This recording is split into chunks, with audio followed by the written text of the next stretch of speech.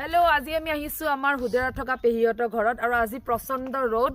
ৰ'দৰ কাৰণে মানে একদম মূৰত কাপোৰ চাপোৰ লৈ লৈছো মুখখন ঢাকি লৈছো কলা পৰি যাম না এনে মই কালোৱে বাৰু আৰু এক খেতিৰ অঞ্চলত আমি আছো আৰু মোৰ পেহা পেহি আছে মানে তেওঁলোকে ইয়াতে খেতিৰ অঞ্চলতে থাকে য'ত ৰাজস্থানত কোৱা হয় ধানী বুলি চ' এইবিলাক গোটেই খেতি চাওক আৰু মই যে কচুৰি মেথি দেখুৱাই থাকো ন এইটো হৈছে কচুৰি মেথি এয়া কচুৰি মেথি আমি পেহিহঁতৰ ঘৰৰ পৰা লৈ যাওঁ এতিয়াতো এইখিনি হৈছে বাৰু অলৰেডি ফুল ফুলিয়ে গ'ল ये तो कैसा हो खाए ये कच्चा हम लोग कच्चा खाते हैं इसको अच्छा लगता है हाँ कच्चा सब्जी में डाल के खा सकते तो मोर पर बहुते लैसे कसुरी मेथी आपलोके जाने न इमान धुनिया सेंट হয় ইমান ধুনিয়া টেষ্ট হয় সো এইটো कसुरी মেথি যেতিয়া মানে হেৰি হৈ থাকে নহয় গছ পুলি হৈ থাকে তেতিয়া এইটো গ্ৰীন হৈ আছে এতিয়া এইটো ড্ৰাই কৰাৰ পাছতে মানে মেথিটো যায় আৰু আপোনালোকৰ ঘৰে ঘৰে তাৰ পাছত এইটো হৈছে এইটোটো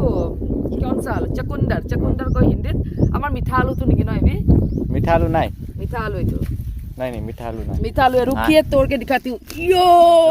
जोर जय महाकाल यो गाइस तोड़ दिया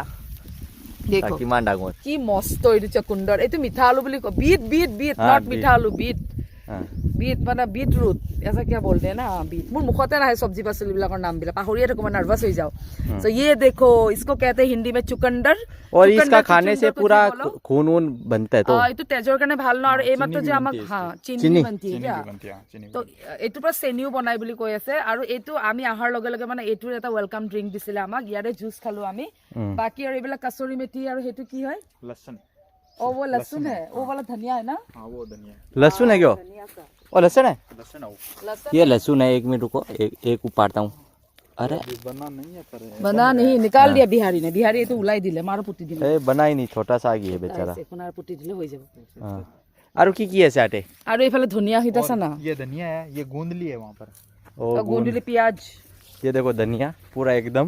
देसी धनिया एकदम पूरा ऑर्गेनिक खेती से बनता है यहाँ पे कोई केमिकल वगैरह नहीं केमिकल कुछ और के पूरा फुल पूरा ऑर्गेनिक एक হয় ऑर्गेनिक है ये पूरा ऑर्गेनिक হয় এটো